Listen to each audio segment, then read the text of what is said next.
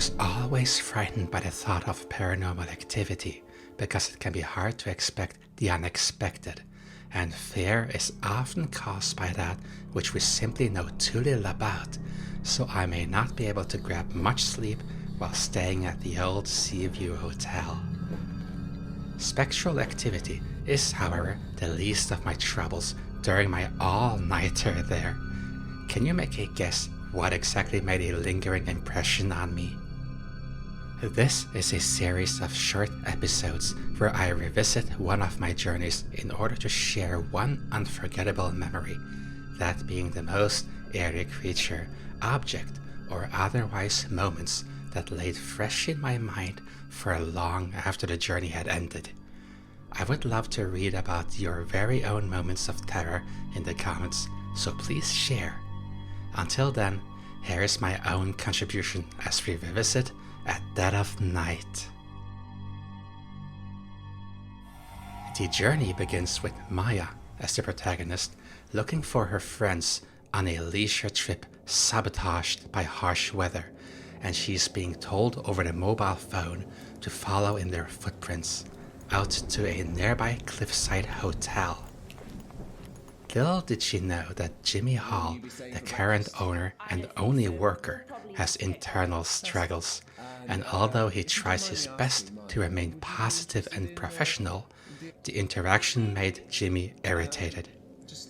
Maya, and likely also her friends moments prior, were dismissive of Jimmy's service and enthusiastic offers, and while trying to shrug it all off and move on, he slips up. In a moment of weakness, he could no longer suppress his inner voice, which he had been exposed to so many times earlier in life, this time calling for violence and correction of the young ladies that were merely tired and seeking refuge from the harsh weather in the night. Maya quickly learns that her friends have been drugged and deadlocked into separate rooms, so she dashes to the reception in order to phone for help.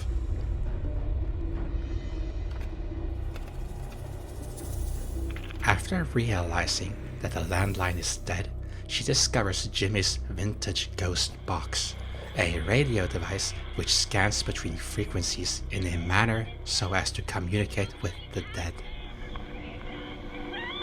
You have to find out what he did and tell everyone. Make him realize what he did.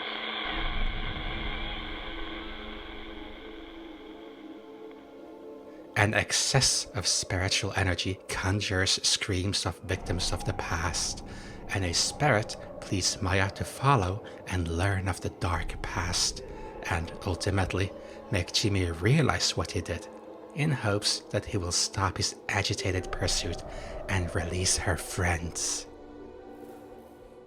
At Dead of Night, which I believe borrows inspiration from horror movies The Sixth Sense and The Shining, is a highly unique and tense horror game which forced me to anxiously look for a highly unpredictable, not to mention startling, spiritual activity,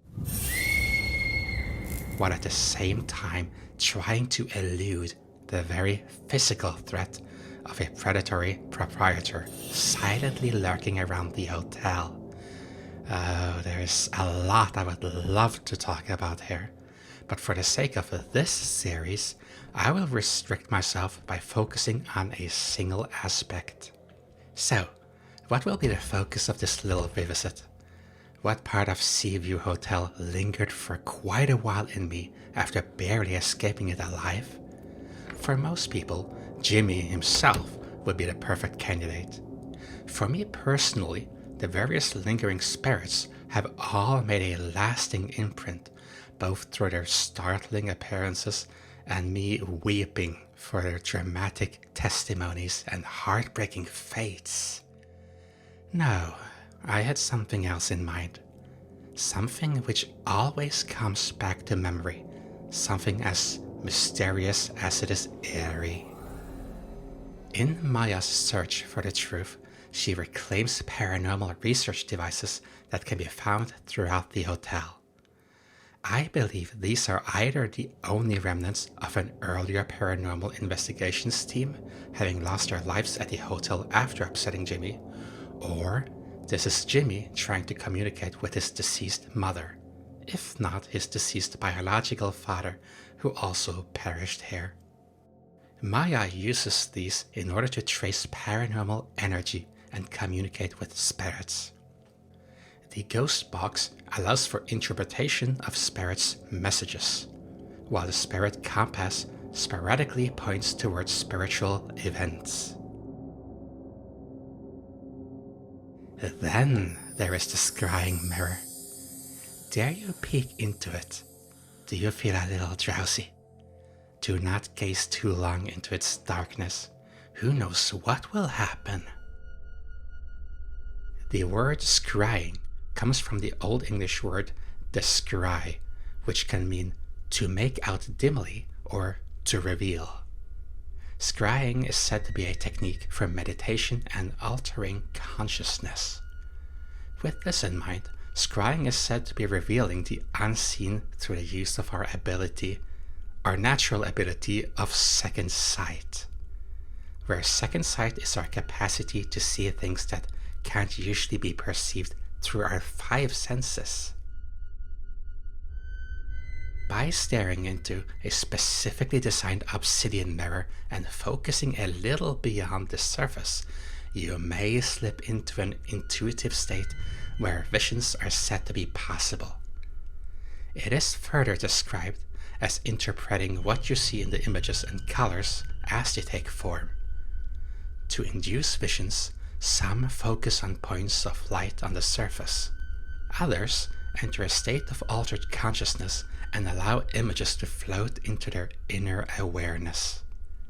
Those who study scrying state that it's your soul that chooses your vision for you, and it can almost sound like you have one foot in the spiritual world during such an event. Whenever this highly mysterious item is interacted with in the game, the slow throbbing ambience goes silent, and an ominous tinnitus arises as Maya fully immerses into the darkness. It is as if, for just a moment, that some spiritual force has pulled her soul away from the real world, while a flurry of distorted visions and subtle hints are being fed to her. While the lingering spirits at the hotel plead for help, making it clear that they want their stories to be told, and for Jimmy to fully realize what they did in the past, the effect and intention of the scrying mirror remains a mystery to me. While it is possible that this dark mirror is operated by the spirits themselves, comparably to the voiced ghost box, I cannot help shake the feeling that the mirror is an entity of its own. I feel it is vaguely hinted that the mirror either possesses a neutral entity or allows Maya to transcend into a state where she establishes contact with one. I also believe that the mirror does not see the past, but rather the future, and that is likely one of the reasons why I think the mirror creeps me out. Instead of focusing on the past, like the spirits, it seems to vaguely predict the future, like where Maya finds her next clue, and sometimes even just an empty hallway where anything can happen. The distorted faces of the spirits displayed in the mirror are also seemingly not the past, but of the final moments before they cross over to the other side, after having told their story and having no more unfinished business in the hotel. There are visions of the past from time to time, but I believe this to be a visualization of Maya's interrogation of the spirits, showing Maya in the future inquiring about the correct incidents of the past.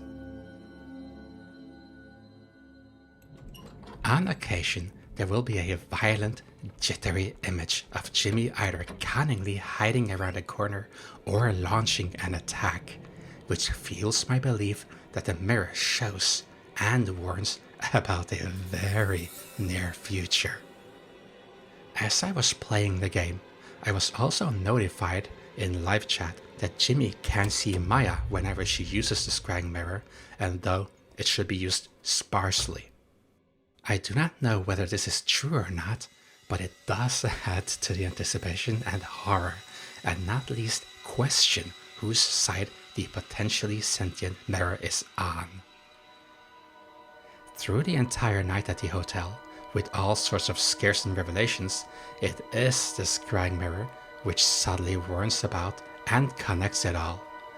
It is the silver lining which provides an ambience, not necessarily good nor evil, but a sporadic mystery with vision as if witnessed through a spirit's eyes.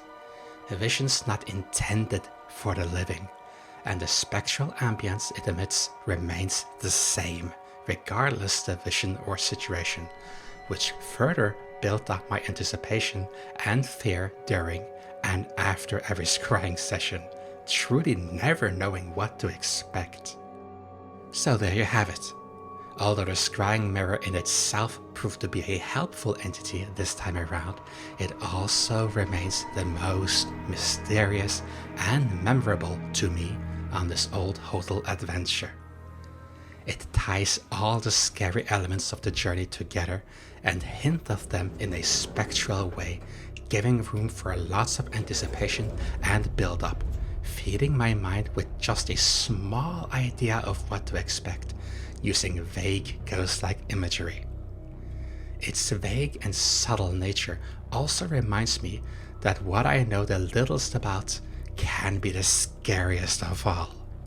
What exactly is this mirror? How and why is it aiding me in the first place?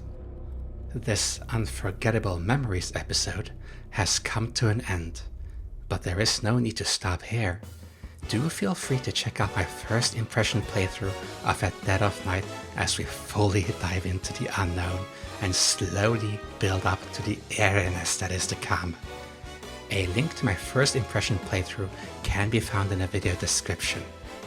For now, thank you for watching this short yet ghastly and highly mysterious walk through memory lane, and I wish you a pleasant night to come. Though, I am curious, if you found yourself such a scrying mirror, would you look into it? And would you be creeped out? What would you see as you lose yourself in the deep spiritual reflection? That is, if the scrying mirror indeed is on your side. Good night.